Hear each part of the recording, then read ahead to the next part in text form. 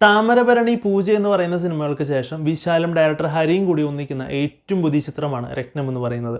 രത്നം എന്ന് പറയുന്ന സിനിമ ഒരു ടിപ്പിക്കൽ ഹരി സിനിമയാണ്. വളരെ ഫാസ്റ്റ് പേസ്ഡ് ആയിട്ട് പോകുന്ന സ്ക്രീൻ പ്ലേ, വിശാലായതുകൊണ്ട് തന്നെയും അത്യാവശ്യം നല്ല രീതിയിലുള്ള ആക്ഷൻ രംഗങ്ങൾ, കാര്യങ്ങൾ ഇതൊക്കെ തന്നെ ഈ സിനിമയിലുള്ളൂ.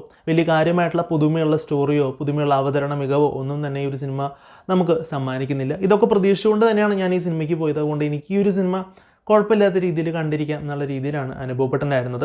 ഒരുപക്ഷെ ഒരു സാധാരണ സിനിമ പ്രേക്ഷകൻ എന്നുള്ള നിലയ്ക്ക് അവരൊരുപക്ഷെ കാണുമ്പോൾ അവർക്ക് ഒരുപക്ഷെ ഈ സിനിമ ബിലോ ആവറേജ് ആയിട്ടോ മോശമായിട്ടോ അനുഭവപ്പെടാം എന്ന് കൂടി ഞാൻ ഓർമ്മിപ്പിക്കുന്നു. എൻ്റെ അഭിപ്രായത്തിൽ കണ്ടിരിക്കാൻ തോന്നാവുന്ന ഒരു സിനിമ എന്നുള്ള രീതിയിലാണ് അനുഭവപ്പെട്ടിട്ടുണ്ടായിരുന്നത്. സിനിമയുടെ പ്ലോട്ടിനെ പറ്റി പറയുകയാണെന്നുണ്ടെങ്കിൽ രത്നം എന്ന് പറയുന്ന വിശാലിൻ്റെ കഥാപാത്രം ഒരു ഗുണ്ടയാണ്.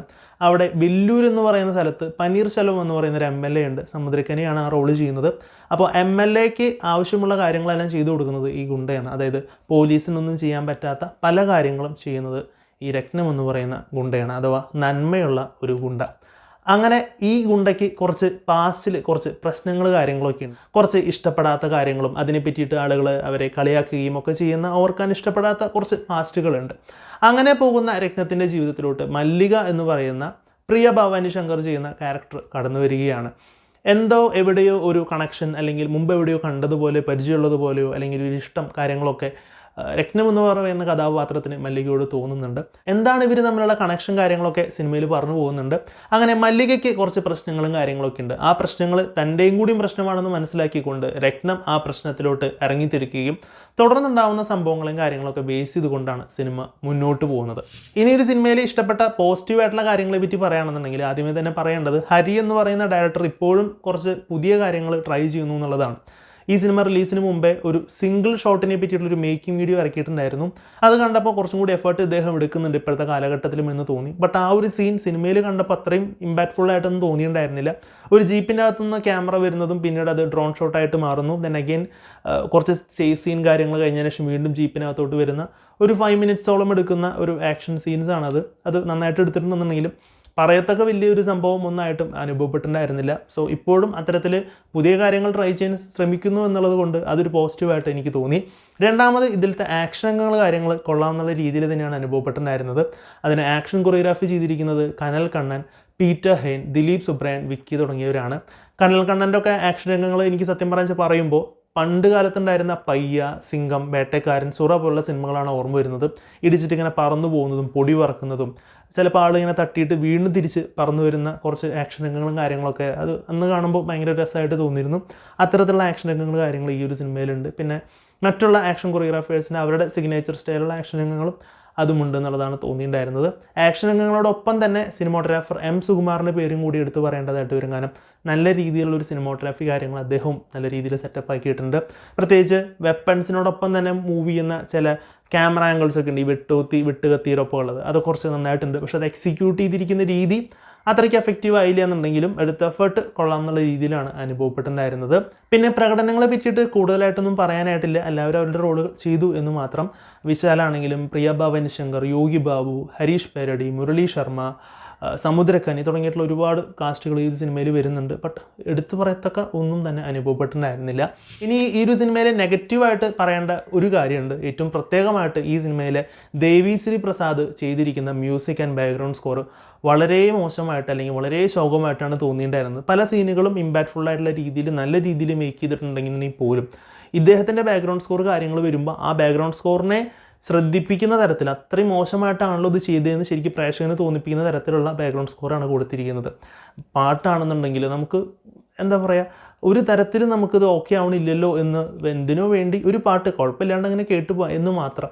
ഇദ്ദേഹം തന്നെയാണോ പുഷ്പയിലും മറ്റ് സിനിമകളിലും മ്യൂസിക് ചെയ്ത് അല്ലെങ്കിൽ ബാക്ക്ഗ്രൗണ്ട് സ്കോർ ചെയ്തതെന്ന് നമുക്ക് അത്ഭുതപ്പെടുത്തും. കാരണം അത്രയും നല്ല ആക്ഷൻ സീക്വൻസുകൾ അല്ലെങ്കിൽ അത്രയും നല്ല പഞ്ച് ഡയലോഗ് സീൻസിൽ വരുമ്പോൾ ഇദ്ദേഹം കൊടുത്തിരിക്കുന്ന മ്യൂസിക് കേട്ടാൽ നമുക്ക് സത്യം പറഞ്ഞു കഴിഞ്ഞാൽ നമുക്ക് വിഷമം തോന്നും. അത്തരത്തിലാണിത് ചെയ്തു വെച്ചിരിക്കുന്നത്. എനിക്ക് തോന്നിയത്, ഞാൻ സുഹൃത്തിനോട് സംസാരിച്ചപ്പോൾ ഈ സിനിമയുടെ ബഡ്ജറ്റ് വളരെ കുറവാണ്. അതുകൊണ്ട് ഇദ്ദേഹത്തിനും ദേവിശ്രീ പ്രസാദിനും കുറച്ച് പൈസ മാത്രമേ കൊടുത്തിട്ടുണ്ടായിരിക്കുള്ളൂ. അപ്പോൾ കിട്ടിയ പൈസയ്ക്ക് ഇത്രയ്ക്കും മതി എന്ന് കരുതിയിട്ടാണോ ഇദ്ദേഹം അത് ചെയ്തതെന്ന് എനിക്കറിയില്ല.